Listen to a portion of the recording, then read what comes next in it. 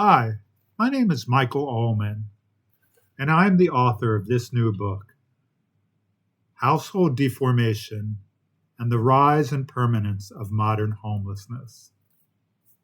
This book was written to help educate the public, and especially policymakers and people working in the homeless service system, about the real reasons for the high and permanent levels of homelessness in our country.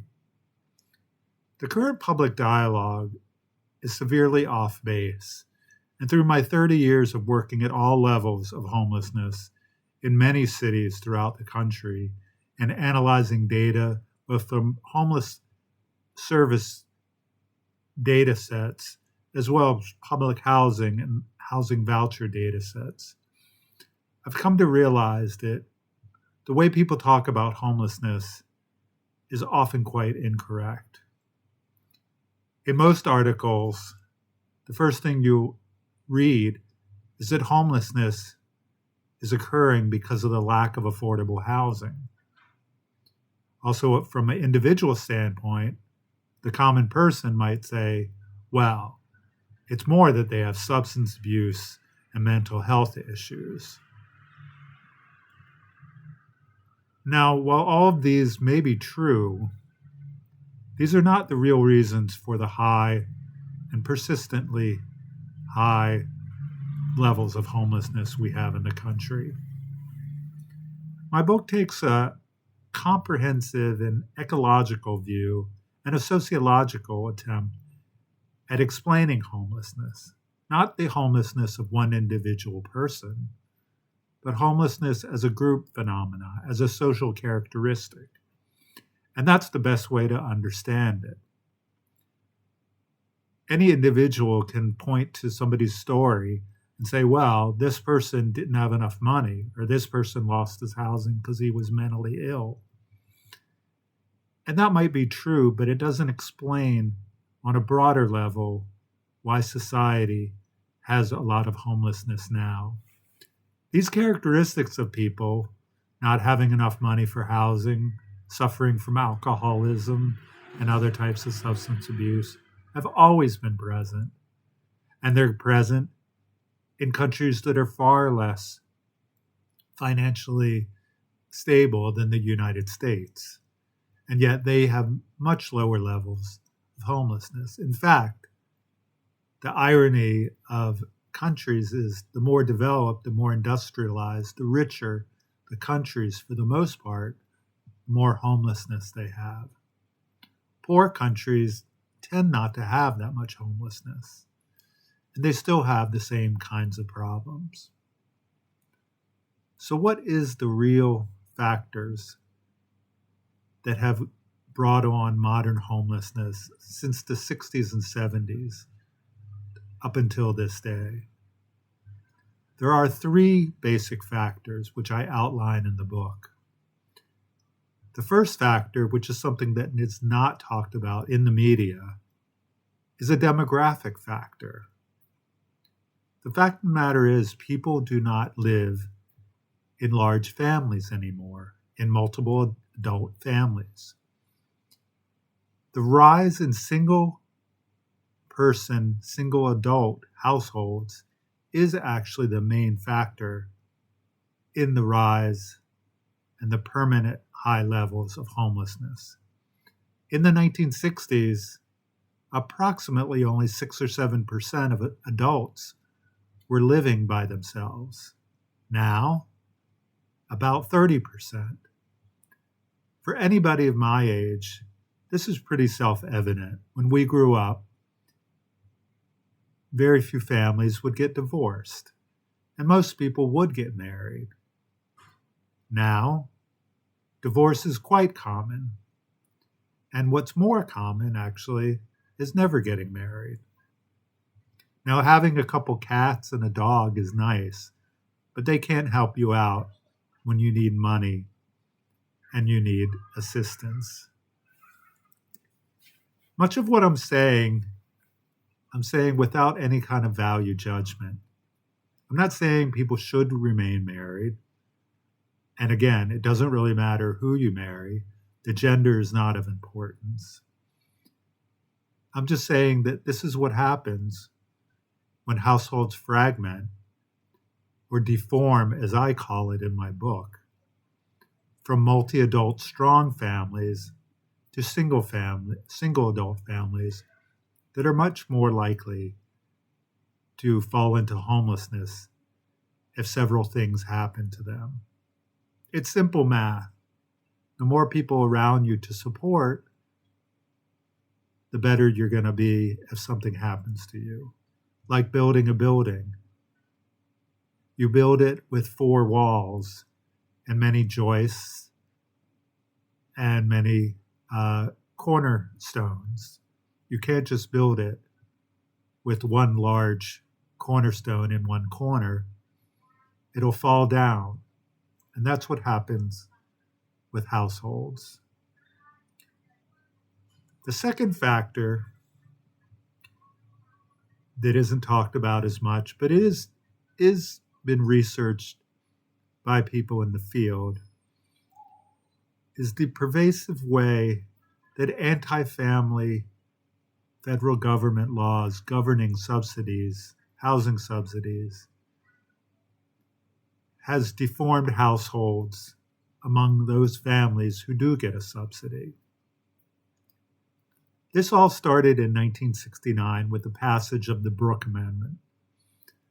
The Brooke Amendment said, change the rent laws, and instead of public housing setting rent levels that were low but high for the times, especially for people without much money, they changed the law, which seemed like a good idea at the time, and they made it so rent levels would be 25% of income. It was later changed a couple of years later to 30% of income. And again, that's a policy that sounds fair, but has had extremely pernicious and unexpected, though now after 50 years of this law, expected bad outcomes. What happens is, if somebody has an increase in income, particularly due to another member joining the household, their rent rises. In the private sector, that would be ridiculous.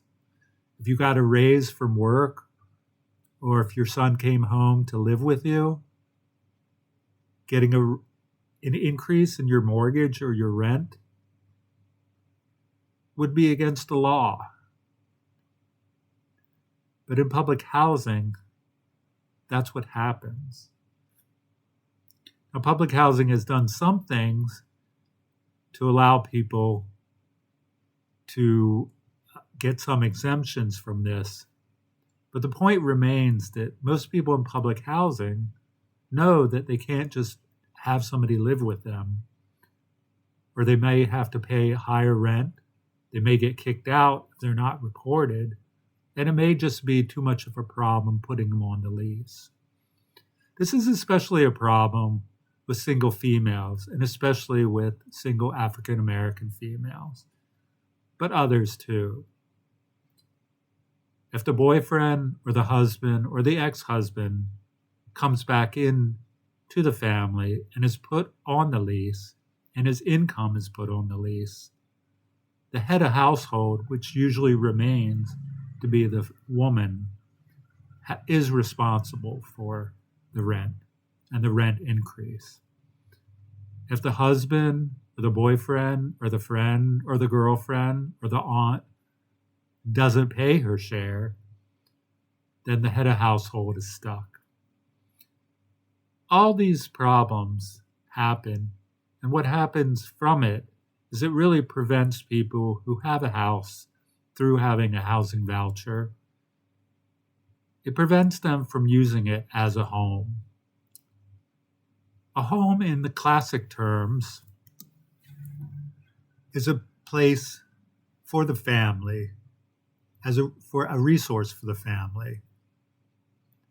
A typical home, the household will increase and decrease over time. It increases when children are born, and then it decreases when children leave the nest.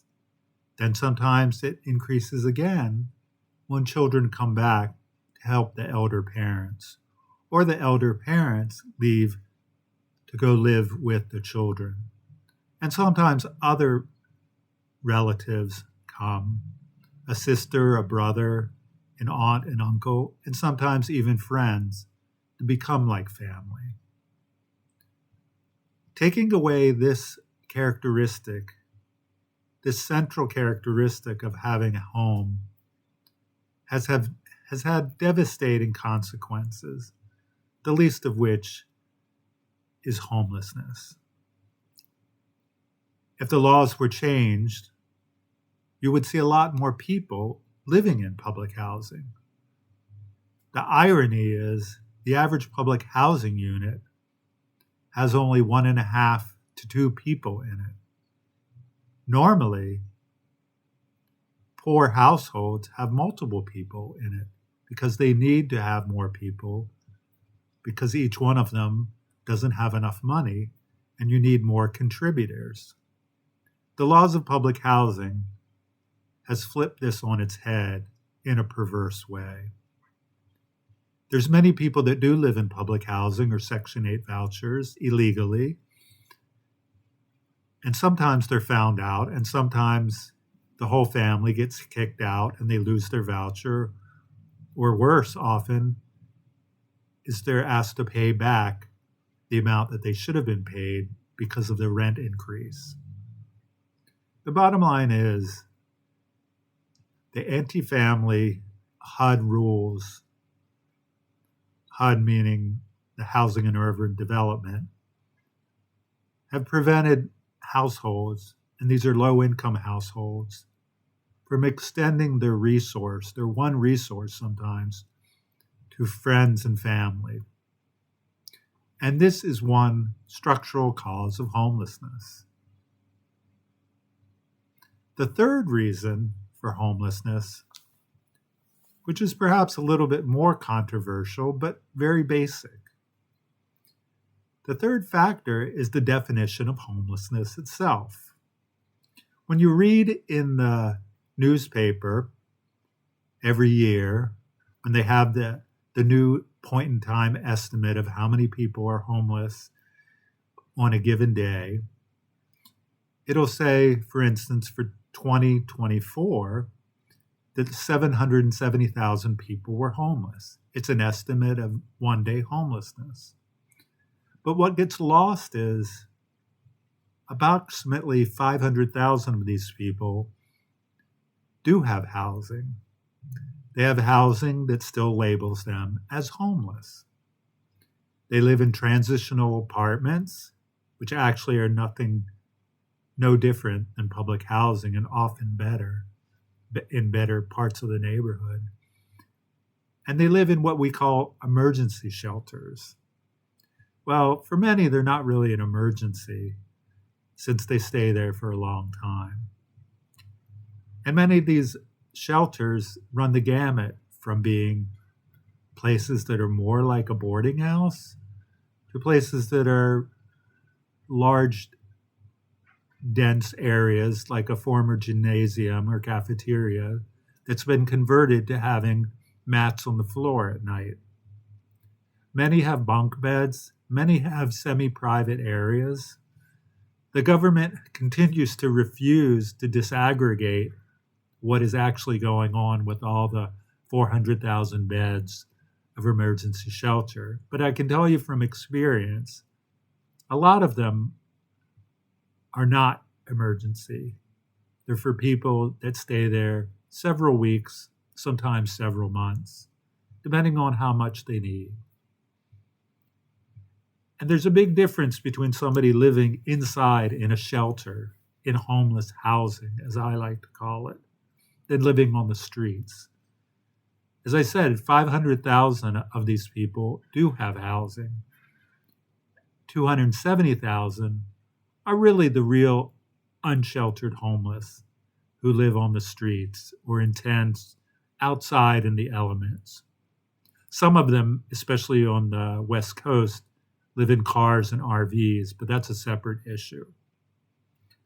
So when they say 770,000 people are homeless, 500,000, or about 2/3, do have housing, most of which they're guaranteed for the next night.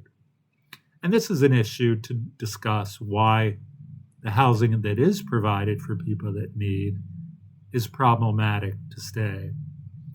One of the fatal flaws of homeless services and homeless policy, as somebody who's worked in the system in many cities, is this emphasis on getting somebody on the street back into shelter and then immediately telling them, well, you can't stay here. This is an emergency shelter. We have to get you to your own place. Well, that's a little bit ridiculous. And the fact of the matter is, it doesn't happen 80% of the time. Do not tell people who have been outside, who finally decide to come in and have housing, which has amenities and has food often for free, has mail services, laundry, and often has case management and access to medical clinics. For many emergency shelters, they have partnerships with medical schools and other health clinics that have free services on site. Again, these places are not the greatest housing, perhaps, especially viewed by upper middle class values, but they are housing. And people will leave when they choose to leave, or when there are additional financial subsidies or assistance getting back into employment full time for them to be able to leave. Some people actually do only stay a few days because they really are only temporarily homeless. And it's a place to stay as opposed to going back home for a few days.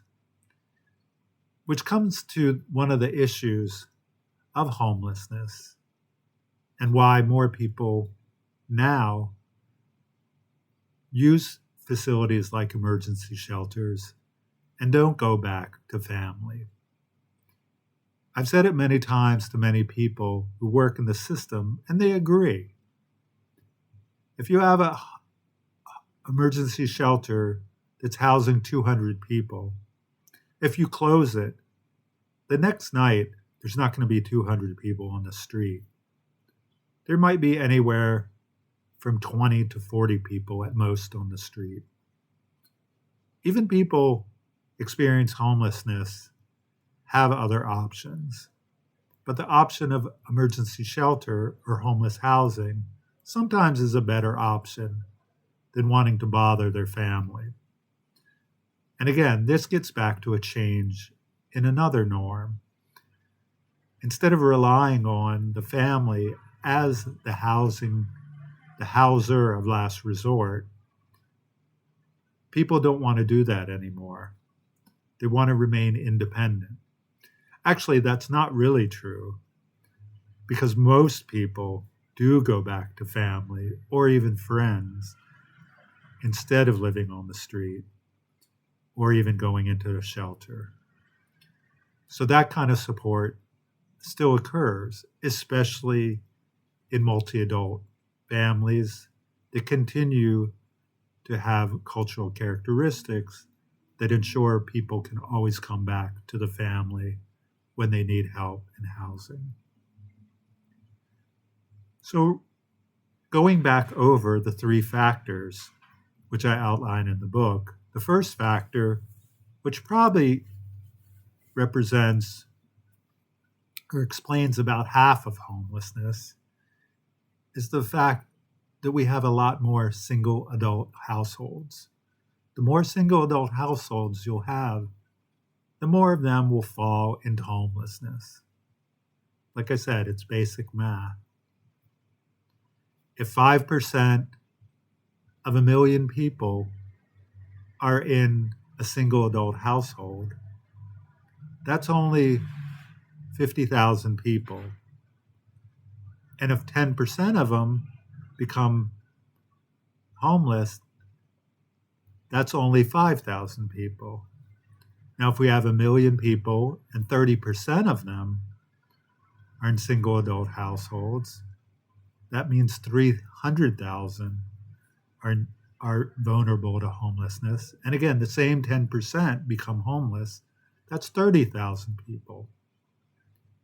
The irony is that this factor of 5 or 6, in terms of how many people are in one single adult households now compared to 50 years ago, pretty much explains why we have 600,000 to 700,000 people who are homeless.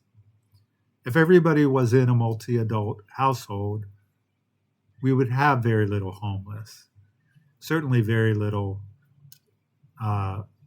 homelessness that continues or is chronic for a long time. The reason we know this is there's very few 2-adult households, 2-adult families, excuse the word, of any gender that become homeless. In fact, there's so few that the federal government does not even capture this amount. And agencies don't either, because they basically only capture the data, which is a huge amount on homeless people based on what the government requirements are. So if you have everybody in a 2-adult or more household, through marriage, through partnership, through just being part of a family, 2 brothers or brother and sister or 3 sisters living together, there won't be much homelessness. That's a fact. If you have housing provided by the government through vouchers or publicly owned housing, if you have laws that allow them to open their doors, open their resource, and help their kin, their kids, their sisters, their brothers, their grandfathers, and let them stay, and don't worry if they're staying in the living room, or don't worry if there's 3 people in a room. My God, 3 people living in a room used to be the norm. In fact, more than that used to be the norm. That's an economic issue. Nobody ever had problems just because they had to share space. That's kind of a recent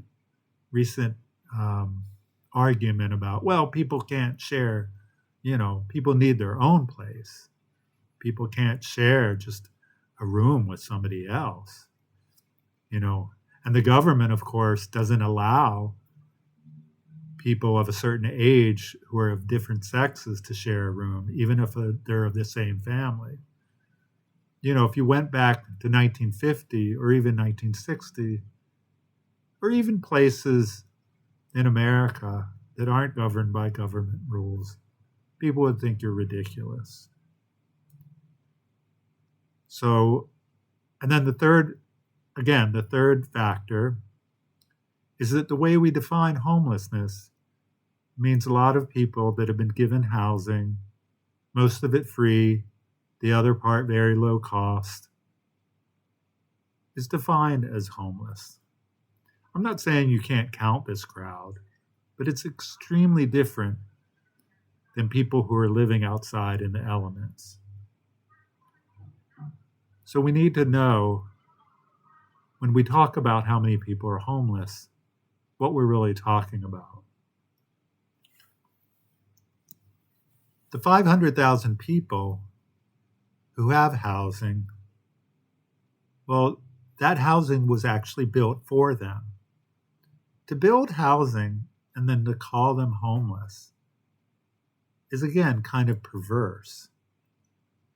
And to say that they have to leave, even when they still need some supports, is also a major fatal flaw in why emergency shelters have, quote, success rates only as high as 20 to 30%.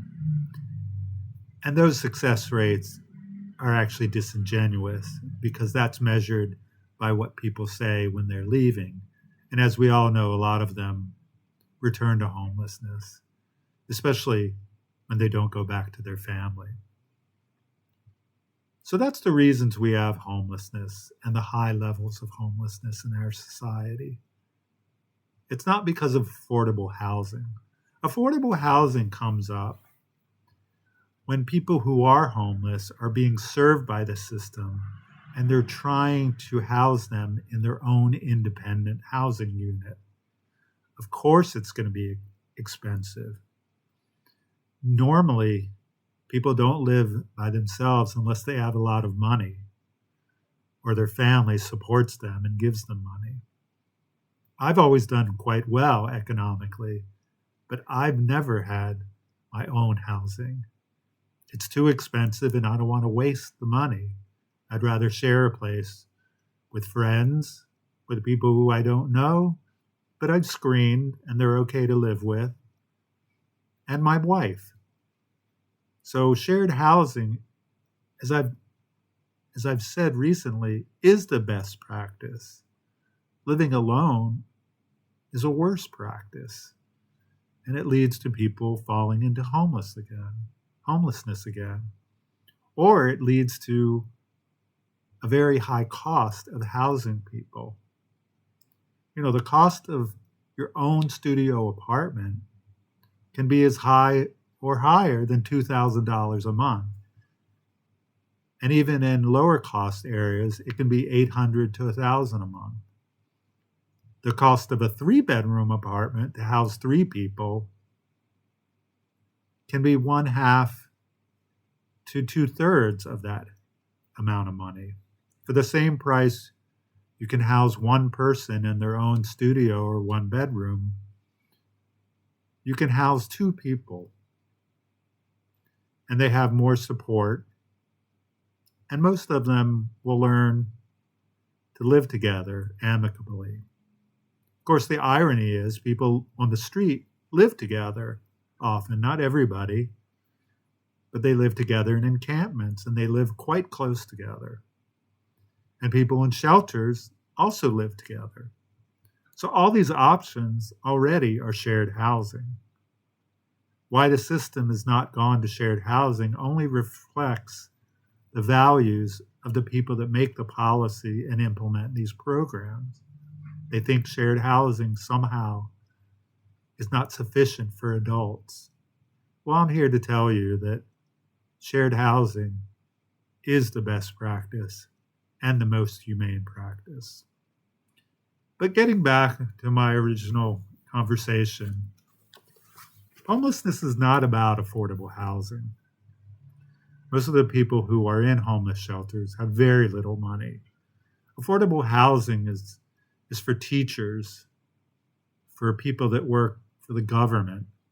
Well, not for the federal government, maybe. They make quite a bit more. But for people that make anywhere from $25,000 to even $60,000 or $70,000 a year, that are living in places that are quite expensive.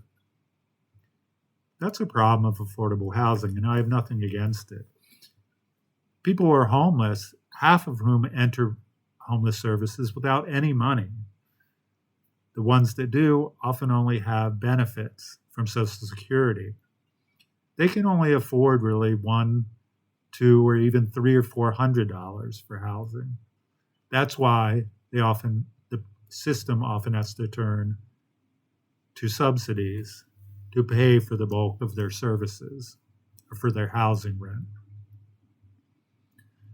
So I appreciate you listening to this video, and I would welcome any comments. Again, you can always give me a for instance. Well, I know this person that, he was okay and at his own place, but then he became very mentally ill, or he became a substance abuser, or both. A lot of people turn to substance abuse as a medication for their mental illness, or they lost a job, or their rent went too high. Well, again, those are individual reasons, but for every one of those reasons, the bulk of the people experiencing those don't become homeless. They only become homeless because of the barriers and the new norms that prevent them from accessing their natural supports. and nurturing the expansion of natural supports, which currently the system doesn't do. This book is actually groundbreaking in what it's talking about. And yet it's very simple. I'm not that smart, believe me. It took me a long time to think about these issues and to talk to people, hundreds and actually probably a couple thousand homeless people over the last 20 to 30 years. These are the reasons we have homelessness. And until these change, you're not going to build affordable housing that's going to change that situation. And because the rights we have, you're not going to end homelessness. As long as you have housing that's labeled as homeless, people are going to use it. Most of it is free. You'd be dumb not to, especially compared to dealing with some family occasionally. So we're always going to have homelessness. So that's why I say it's not really so much of a problem as it is a social characteristic.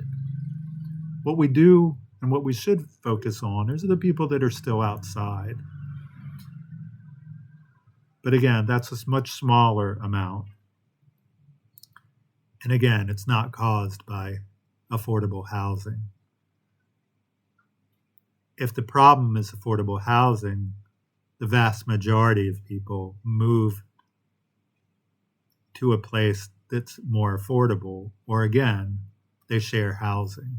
People that live in a car, or even some people that live in an RV, they choose not to share housing with other people, which 50 or 60 years ago would have been the answer. And again, today is still the answer. Shared housing doesn't give the privacy that some people would like everybody to have, but I don't think privacy should be the definition of being homeless. Privacy actually has a lot of negative consequences to it. And I think we see some of that in today's society. Humans were made to live with each other, just like all animals. Okay, well, I hope this explains a lot more about homelessness. It helps people who probably always knew that affordable housing wasn't the issue and knew that you can't end homelessness, but keeps hearing it from the advocates and the government plans. We're not going to end homelessness until people go back to living with other people. It's that simple. Thank you very much.